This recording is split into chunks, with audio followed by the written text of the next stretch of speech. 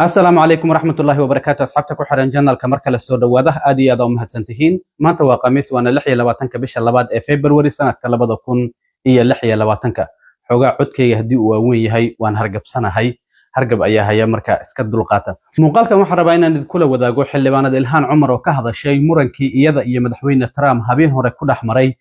كونغرس كدي مركي ترام قد بدي State of the Union وجدنا يي شعب كأمريكان هذا الهان oo wax laga weydiiyay inay ka shalaynayso in hadaladii ay ku tiri madaxweynaha maxay uga jawaabtay iyo sidoo kalena waxa jirta gabar intii howlgalada ciidamada Minnesota ay ka wadeen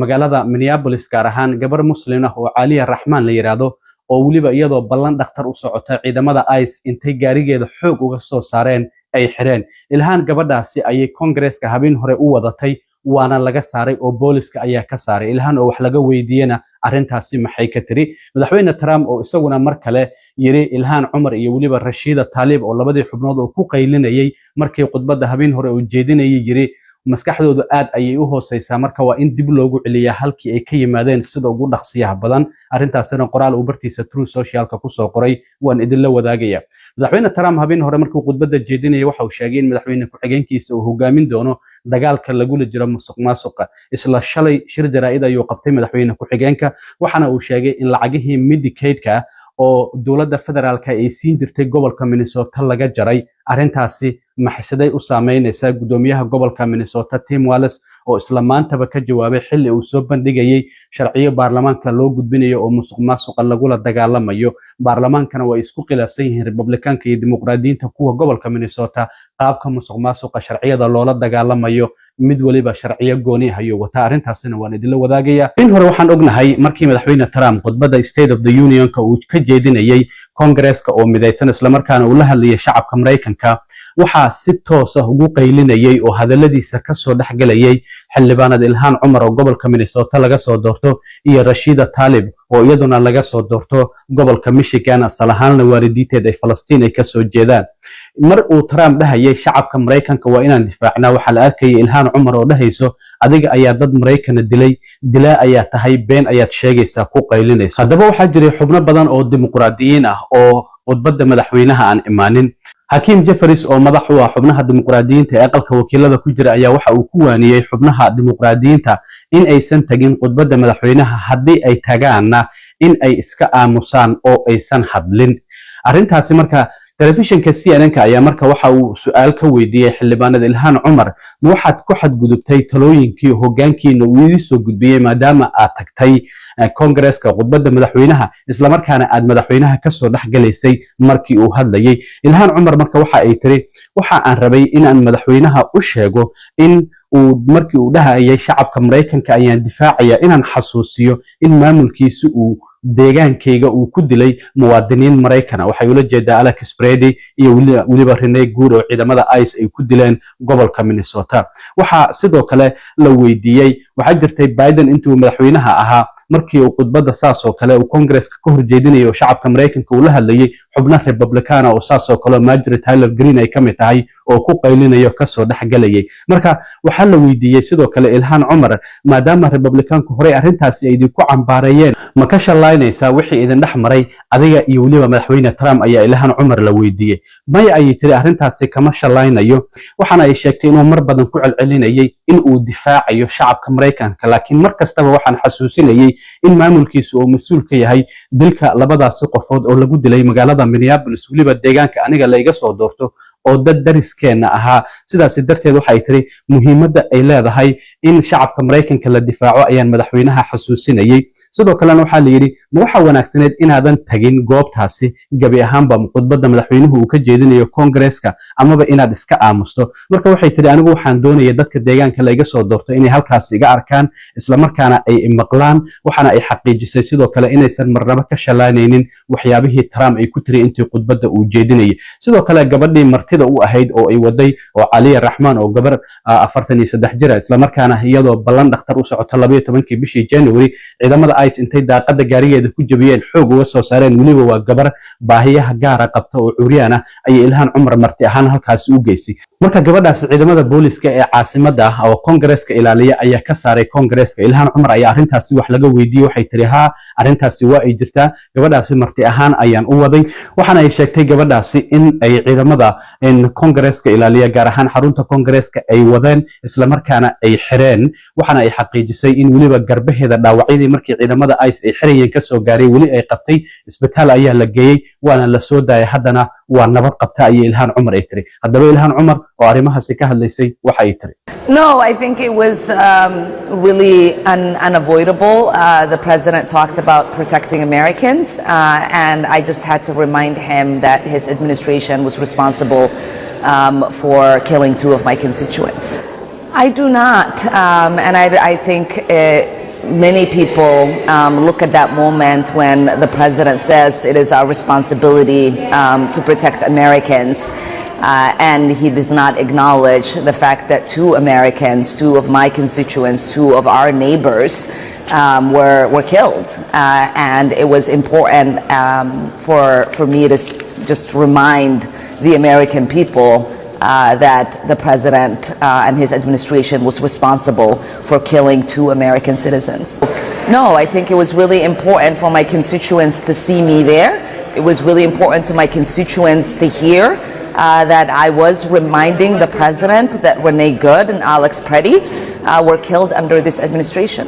Yeah, you might remember Aliyah Rahman was the disabled woman who was headed to a doctor's appointment when ICE agents broke her window and forcibly dragged her, detained her, and she suffered concussion, many broken bones. And it was really important for me to have her here. And as she said this morning, you know, at the State of the Union, you can do 2 things. One is to sit, the other is to stand up, and she chose to stand up.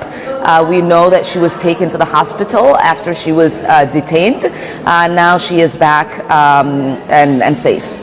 dhinaca kale madaxweyne Trump ayaa bartiisa True Social isaguna ku soo qoray in labada xubnood ay ku qaylinayeen markii khudbadda habeen hore uu jeedinayo Ilhaan Cumar iyo waliba Rashida Tlaib oo waalidiinteeda asal ahaan Falastiin ay ka soo jeedaan inay yihiin dad maskaxdoodu aad u hooseyso waxana uu sheegay inay yihiin dad xanuunsan isla markaana sidoo kale waalan waxa uu yiri waa in si degdeg ah loogu celiyo halkii ay ka yimaadeen walow anugnahay waliba Rashida Tlaib inay ku dhalatay wadankan Mareykanka gobolka Michigan gaar ahaan Dearborn ayaa laga soo doortaa marka Trumpna waxa uu yiri dadkan waa in halkii ay ka yimaadeen aan dib ugu celinaa qoraalkan ayuu bartiisa True Social uu ku soo qoray dhinaca kale madaxweyne Trump haween hore khudbadiisa waxa uu sheegay in uu ku dhawaaqay madaxweyne ku xigeenkiisa JD Vance inuu hogaamin doono dagaalka lagu jiro musuqmaasuqa isla shalayba waxa shir jaraa'id qabtay madaxweyne ku xigeenka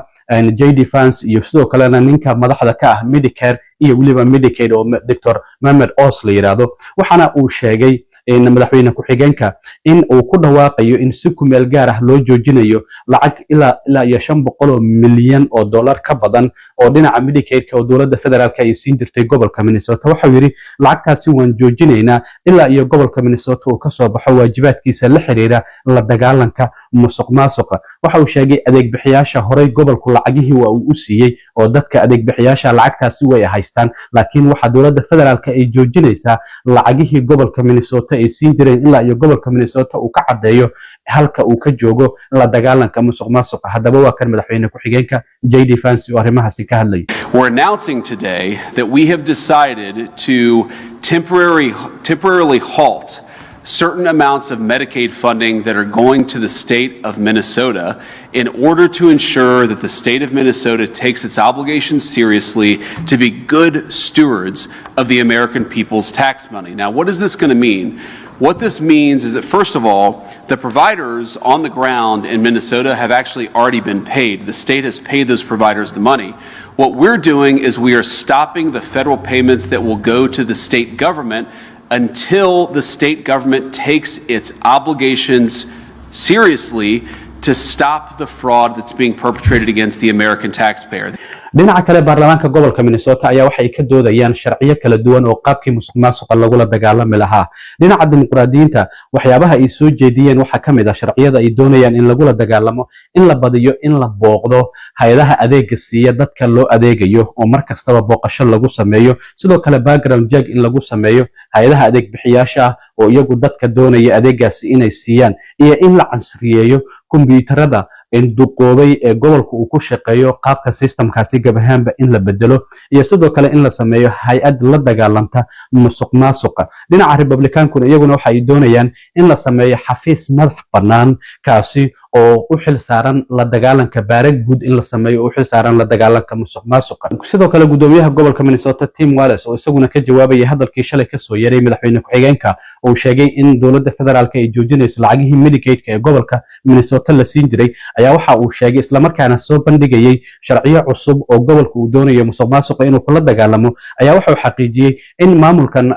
Trump aysan dhab ka ahayn la dagaalanka musuqmaasuqa wuxuu yiri waxoodu waa hadal oo kaliya isla markaana waxa uu sheegay wax kasta oo ay naga dalbadeen waan qabanay laakiin ma doonayaan inay eegaan marka waxa uu yiri Republicaanku haddii ay dhab ka tahay in musuqmaasuqa ay la dagaalamaan waa inaan wada shaqeynaa laakiin waxa uu sidoo kale sheegay maxaa iska galay lacagahan Medicaid-ka ee la joojiyay la dagaalanka musuqmaasuqa lacagaha kaararka caafimaadka ee la sii jiray carruurta haweenka uur kale iyo waliba dadka da'da ah iyo la dagaalanka musuqmaasuqa maxaa iska galay wuxuu yiri hadda sharciyadan ayaan soo bandhignay isla markaana waxa aan doonaynaa inaan la dagaalano musuqmaasuqa laakiin maamulkan Trump waxa uu wadaa yiri argos iyo waliba qalalaasa kala dhaxeeya gobolka Minnesota laakiin muhiimadoodu ma ahan ayuu yiri la dagaalanka musuqmaasuqa haddaba waa kan gudoomiyaha gobolka Minnesota Tim Walz oo isaguna maanta shirkiisa jaraa'id uu qabtay uga hadlayay arrimaha hanjabaadda ka soo yeertay dawladda dhexe iyo sidoo kalena sharciyadan cusub oo lagula dagaalamayo musuqmaasuqa oo gobolka baarlamaanka uu gudbinayo. Right now it appears to me that the Trump administration is not serious about that. They're continuing to try and wage this conflict against Minnesota. There's nothing in their plans that works. I continue to hear from the legislature platitudes and mysterious things. Republicans need to be very clear. Do you want to fix it or you want to talk about it? Because it appears to me right now is that they fear fixing this because it takes away what they think is a political leverage. And that is simply wrong for Minnesotans. I've already told you we're taking accountability. We're seeing the fixes. The results are starting to show themselves. This package is needed. I asked the legislature to do it. Not going to make everybody happy. It shouldn't, because we've been told by outside auditors that there are vulnerabilities in the program. The experts have gone back and said this package will close those loopholes and that will move us forward. So we're in a good spot, I think. I'm hopeful that we're getting this out there, but we're also fighting two fronts on this Medicaid move. I don't know how to really express just the timing of this, the nature of it, the sense of retribution. No state has experienced this before. How does taking and punishing children and elderly have anything to do with fighting fraud when that's not where this issue is taking place? It does nothing, and they've given us no way to try and show that all the things they asked us to do we've already done. They're not even looking at that. So we've got our work cut out for us, but I'm hopeful on this. I'm not just hoping for a better outcome. We've planned for a better outcome. aad iyo aad u mahadsantiin asxaabta intaan mar kale kulmi doono waa saaxiibkiin